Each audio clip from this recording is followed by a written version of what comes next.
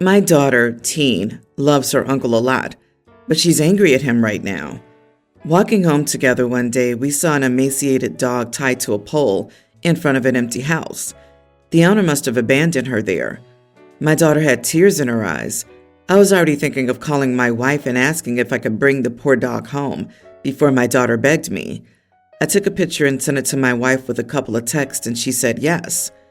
When my brother-in-law saw the dog, he said, "He's probably going to die by the end of the week. Don't know why you bothered taking him home." She teared up a bit at that. It's been over a month now and he's still alive and recovering well. My daughter still didn't want him at her birthday party though. She's still upset at him for saying that we should have left her dog there and asked us not to invite him. He hasn't apologized for his remarks either, insisting he was only being realistic. Brother-in-law was upset, saying that I was wrong for denying him the opportunity to celebrate with his niece. I asked, "What did you expect?" My wife then said I was being petty with the comment. Am I the idiot for asking my brother-in-law, "What did you expect?" when my daughter didn't want him at her birthday? Not the idiot. Your brother-in-law sounds like one of those people who takes pride in being honest, when really they're just insensitive, thoughtless, and cynical jerks. Good for you for supporting your daughter, and your response was exactly right. If he wants to cling to his right to say what he wants, he can learn to live with the natural consequences. Yeah, honesty and tact are not mutually exclusive. What a shame that he can't understand that. And as far as I understand it, no one asked for his thoughts on the matter. It makes me crazy whenever people spout rude comments and defend themselves with, "I'm just being honest." No, you're just an idiot. No one asked, and your opinion doesn't matter. Your daughter may have seen a red flag in her uncle. He sees a sick, abandoned dog and thinks it should be ignored to die alone, i.e. depraved indifference. You and your daughter see the same dog and rush to provide it with TLC, whether it lives a day, a month, a year, etc. That's a huge shock to her, seeing that defect in her uncle, and she's very wise to not want him anywhere near her. He's cruel. I wonder if there's anything about the brother-in-law that OP could be brutally honest about. "Hey, bro, you look like an orangutan with a skin condition, and you smell like a dead armadillo." What? I'm just being honest. My bet is your wife is used to his behavior and has learned to excuse it, as is often the case with those who pride themselves in their brutal honesty and the enablers. Fortunately, your daughter's better than that. Let's hope she stays that way. I wouldn't want to be around him either. I'm not sure I'd want to spend much time chatting with your wife for that matter. Sorry, I'm just being realistic. Mini update. I'm not severing familiar relationships. It's not like I left no avenue for reconciliation. My daughter really loves visiting her grandparents, and my brother-in-law lives with them. She still sees them once every few weeks, so I didn't burn the bridges. I didn't go nuclear. It's just the birthday party. She just doesn't want him at her party. I did ask him to apologize to her, but he said he was only being realistic and that it's a miracle the dog is still alive. I, 25 female, had been married to my husband, 29, for a few years now. He has a younger brother who recently got engaged. I've known his brother's girlfriend for 4 years. We're not extremely close, but we hang out whenever there's a family get-together. Anyways, for her bridal party, she asked me to be the maid of honor. She has 4 other bridesmaids comprised of cousins and old school friends. I told her that I was very grateful that she had asked me, but unfortunately, I just don't have the time to do all the things expected of an MOH. I just had my first baby in November, and that's a lot. She's expressed wanting a bridal shower, bachelorette party, etc. I told her I could just be a regular bridesmaid. She seemed fine, but afterward, my husband told me that she was venting to my brother and telling him that I was being cold to her. She thinks I'm lying by saying I'm too busy because I'm on maternity leave and that I have all the time in the world and all her other friends work full time. My husband agrees with me, but his brother called me and said I should try to be accommodating to her. I reconsidered and I told her I would be her maid of honor if she covered half of the responsibilities, e.g. planning the bachelorette party. He said he would get back to me. The next day she calls me and asks me why I'm being so difficult. She says I'm the only one in the bridal party not working and that I should step up. I told her again that I was on maternity leave, taking care of a baby, and it was actually even more demanding than full-time work. She ended the call quite upset. Am I the idiot for not being accommodating enough? Not the idiot. Maternity leave is not a vacation, and she's delusional to think it is. This is what happens in a society that doesn't appreciate parenthood. Even if you were on vacation, why would you give up your free time to run errands for her? She's entirely too entitled.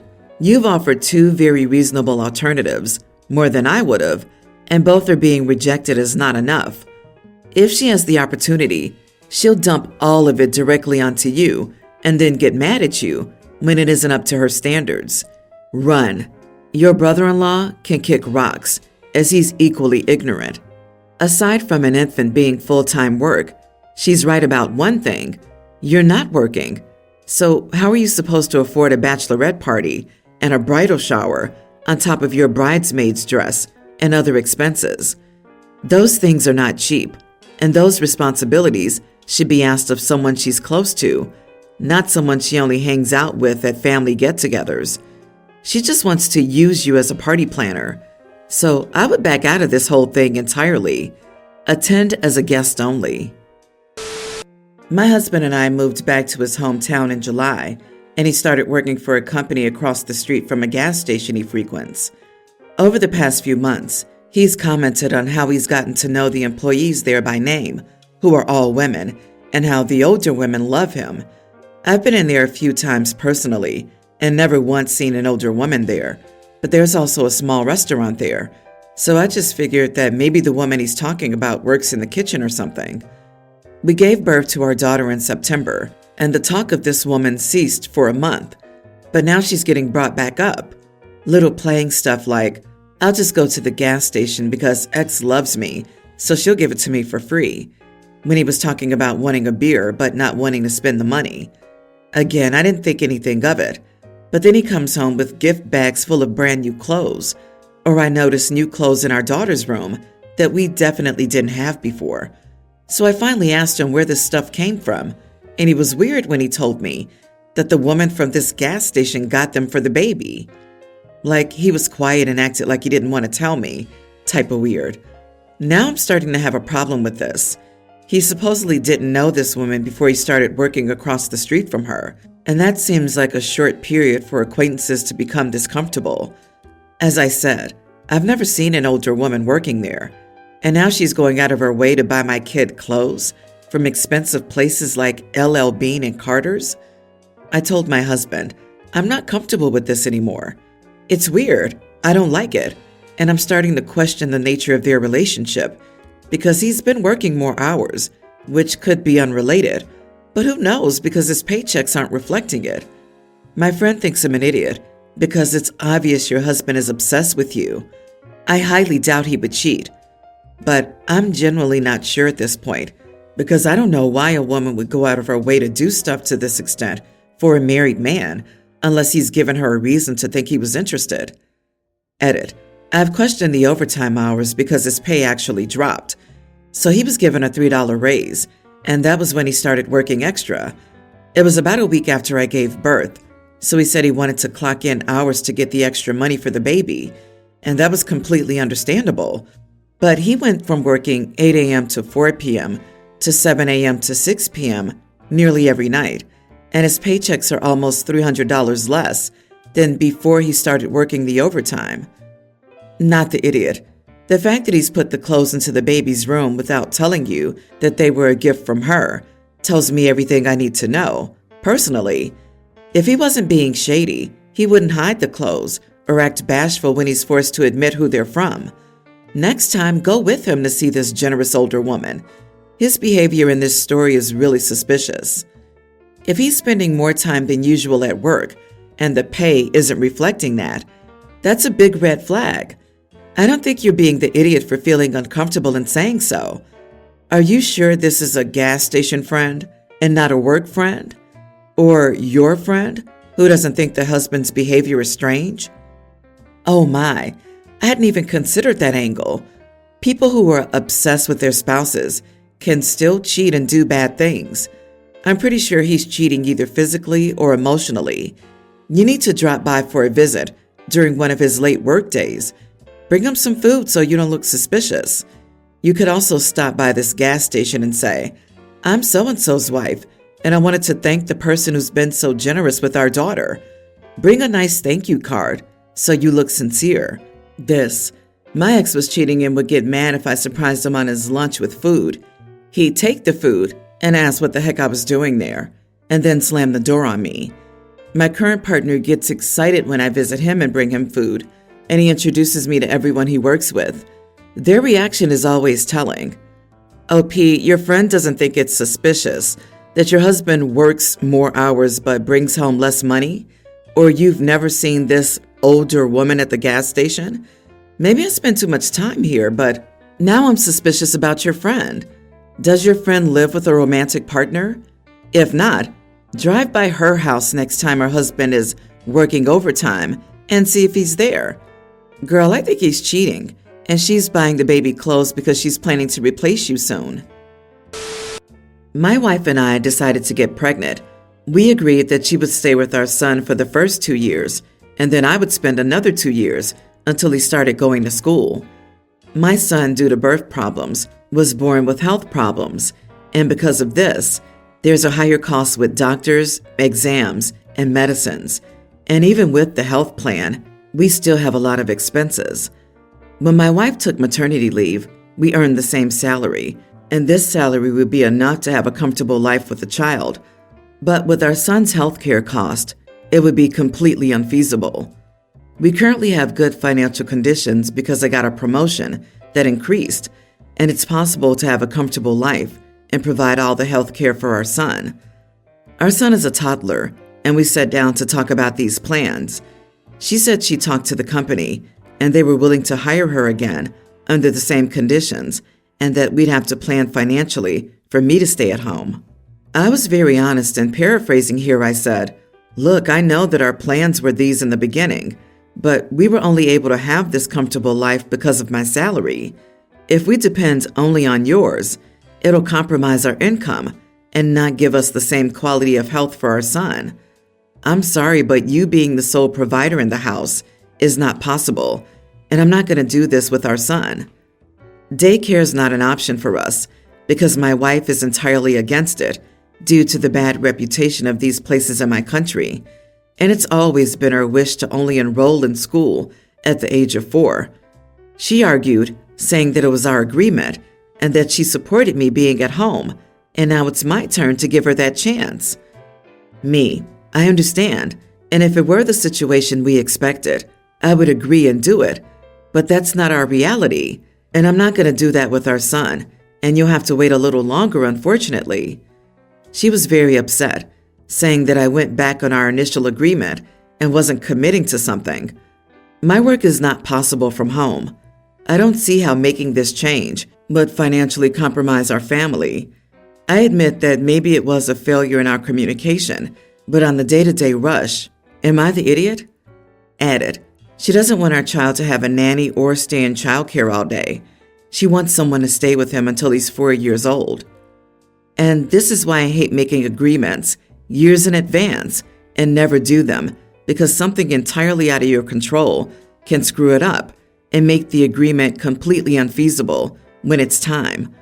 I will say not the idiot, but I can understand why your wife is hurt too. You make good points. You simply don't have the financial capacity for her to be the sole provider with her wages alone. Her being the primary caretaker is also a big mental strain on her. I disagree. You are the idiot. First, because you made an agreement with her that her career would be on pause, not shut down indefinitely. The longer she waits to go back, the harder it'll be to recover her career and catch up to where she would have been without the gap. More so, you are the idiot for telling her that you will not stay home and allow her to return to work. You're a family unit and need to treat each other as equals. You can certainly tell her that you value the greater financial stability of your current position over her desire to return to the office and above your integrity in keeping an agreement. Then you can discuss and come to a consensus together. What you can't do, what neither of you should do, is make demands. The mother won't compromise. She won't have a nanny or a babysitter. According to the mother, either she or OP has to take care of him. Financially, it won't work with the father staying home, as per the agreement. There were two choices: get a nanny or the mother stays home and doesn't go back to work. If she values career progression, they need a nanny or daycare. She should be flexible too. I got the results of my NIPT blood work today, and we both agreed with the doctor at the time that we'd like to know the gender of the baby.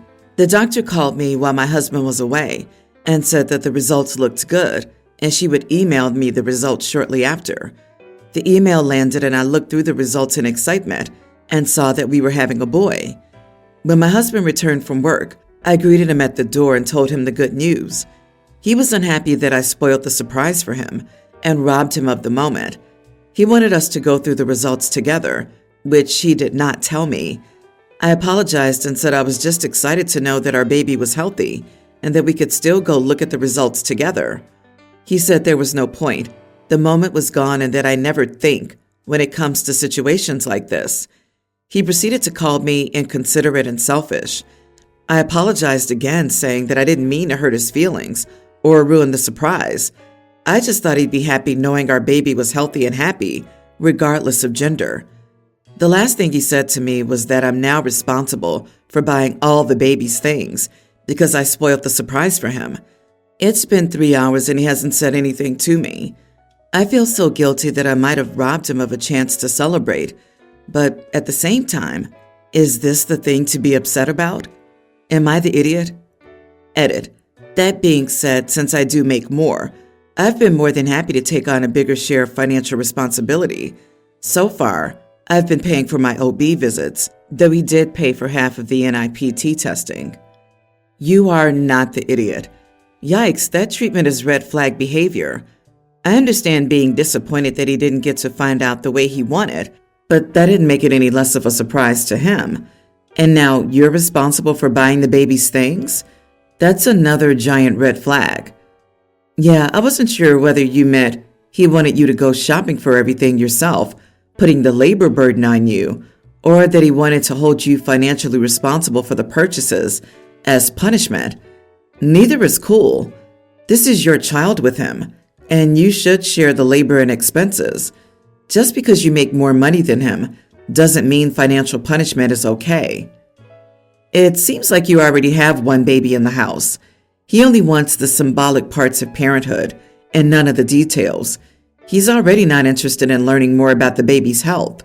He's already refusing to participate in buying baby things, which typically would be something to do together. I doubt you're in for a smooth parenting ride with him around. Giving you the silent treatment and refusing to help pay for your kid is simply too ridiculous for me to fathom.